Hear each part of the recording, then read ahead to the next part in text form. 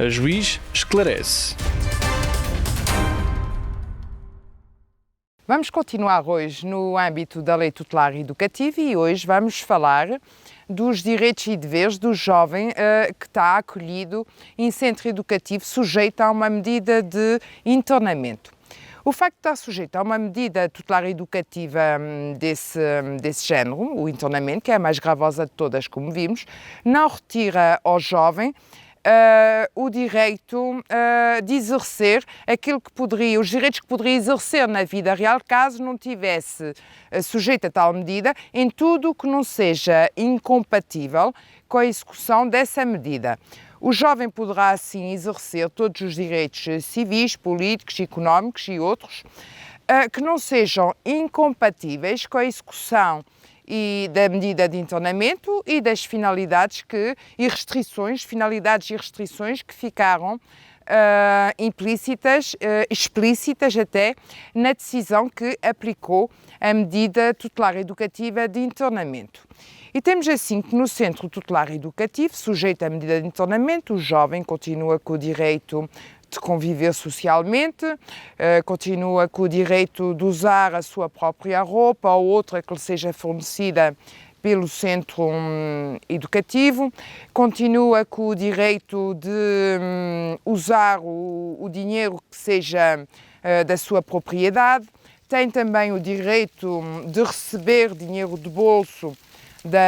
do centro educativo, tem direito a ser tratado pelo nome, não é um número, não passa a ser um número, continua a ser uma pessoa com nome e a ser reconhecido como tal, tem direito a receber e a conviver com os seus familiares, em tudo que não seja incompatível com a medida aplicada, e quando digo com os familiares, não é só com os familiares, é também com todas as pessoas de referência afetiva do jovem, obviamente sempre de acordo e com observância das regras e dos horários de funcionamento do centro educativo. Portanto, no geral, o jovem continua com o direito de ser a pessoa que era antes do início da execução da medida de internamento em tudo o que seja possível e que não conciliar e que não conflitue com a execução da medida e das restrições que foram impostas pela decisão judicial. Continua com o direito, entre outros, de desenvolver atividades lúdicas, continua com o direito a ser educado em termos escolares, a ser formado, continua, portanto, com todos os direitos que um jovem poderia exercer fora do âmbito do centro educativo, como disse, em tudo o que não seja incompatível com a execução da medida de internamento que foi aplicada. Tem também deveres.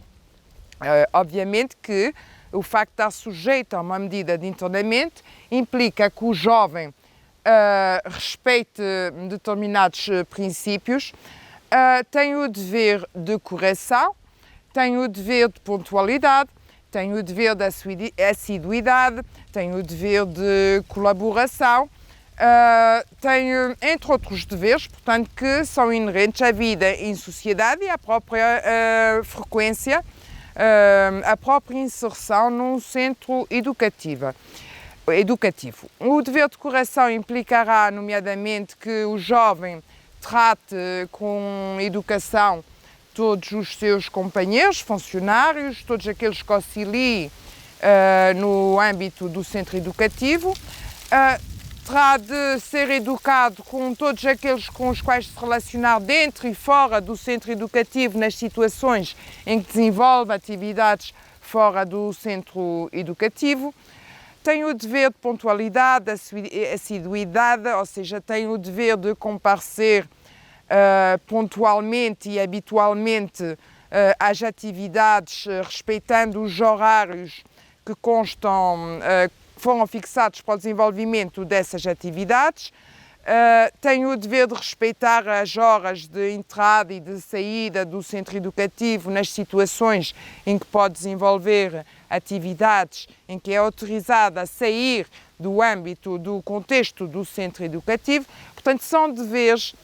que ele tem de acatar, o jovem, quer dentro, quer fora do centro educativo, nas situações em que é obrigado, em que lhe é permitido sair do centro educativo. Também tem o dever de permanência, portanto não pode ausentar-se sem expressa autorização do centro educativo. Iremos ver noutra sessão que isso poderá implicar, inclusive, responsabilidade disciplinar, tal como a violação de qualquer um dos deveres que eu acabei de mencionar. O jovem também tem o dever de colaborar com o seu próprio projeto, de fazer com que seja levado a bom termo, portanto que as finalidades inerentes à medida de internamento sejam alcançadas, portanto, e para tal tem também diversos direitos relacionados, tem o direito de ser informado acerca do andamento, da evolução do projeto educativo pessoal que foi delineado em relação a ele, tem o direito de ser informado acerca das revisões,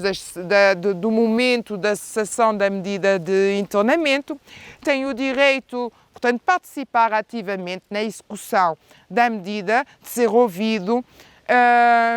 Portanto, nisso consiste o conteúdo essencial desse dever de colaboração, portanto, fazer com que as finalidades da lei tutelar educativa, naquele caso, em concreto, na sua pessoa,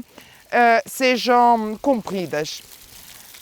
Os pais, representantes legais ou pessoas cuja guarda se encontrava o jovem, também mantêm direitos em relação ao jovem que se encontra, que se encontra sujeito a medida de internamento e relativamente ao centro educativo. Portanto, têm o direito de ser informados acerca da evolução do jovem, acerca da revisão, execução, cessação da medida. Têm o direito, portanto, de ser ouvidos sempre que haja lugar à responsabilidade, portanto, de ser informados sempre que há lugar à responsabilidade disciplinar, sendo certo que poderão reagir relativamente a decisões que sejam tomadas em relação ao jovem. Portanto, em tudo o que não seja incompatível com a execução da medida de internamento, os pais, representantes legais ou pessoas cuja guarda se encontrava o jovem, poderão exercer os mesmos direitos que anteriormente exerciam, como disse, em tudo o que seja possível conciliar com o facto de termos um jovem sujeito a uma medida de internamento. No que concerne ao jovem, ele continua com o direito de exercer o seu credo, portanto, em tudo o que seja compatível com o funcionamento do centro educativo, o jovem terá de ser facultado ao jovem a possibilidade de participar nos eventos religiosos a que estava, portanto, habituada fora do contexto do centro educativo. Claro está, se isso for compatível com o próprio funcionamento do centro educativo. Tem ainda o direito de ver preservada a sua intimidade e privacidade, portanto, não poderá ser filmado nem fotografado sem o seu consentimento, sendo certo que mesmo fora do consentimento, mesmo com ou sem o consentimento do jovem, nunca poderá ser filmado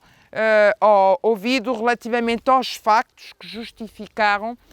a aplicação da medida de internamento, nem poderá ser fotografado nesse contexto de forma que possa ser reconhecido no exterior, porque existe um dever de preservar a intimidade e privacidade do jovem e essa divulgação é considerada prejudicial aos interesses do jovem. Penso que relativamente a este elenco de direitos e deveres disso o essencial, cumpre salientar neste âmbito que os direitos e os deveres que o jovem tinha fora do contexto do centro educativo, portanto, mantêm-se e devem ser preservados na medida, como disse, em que não colida com os fins da medida de internamento que foi aplicada e das restrições que o juiz tenha imposto judicialmente. O juiz, e quando digo o juiz, o coletivo, porque já vimos que as medidas de internamento dão lugar a um debate que é decidido, portanto, por um coletivo de juízes, um juiz de direito e os dois juízes sociais. Relativamente a todas as medidas que forem tomadas no âmbito do centro educativo, existe também o direito do jovem reclamar, apresentar queixas, recorrer. E tem de ser ainda informado, sempre que o solicite, dos meios que se encontram ao seu dispor para o efeito. Relativamente a esta problemática, penso ter dito o essencial. Oxalá tenha sido clara. Bem-aja pela atenção.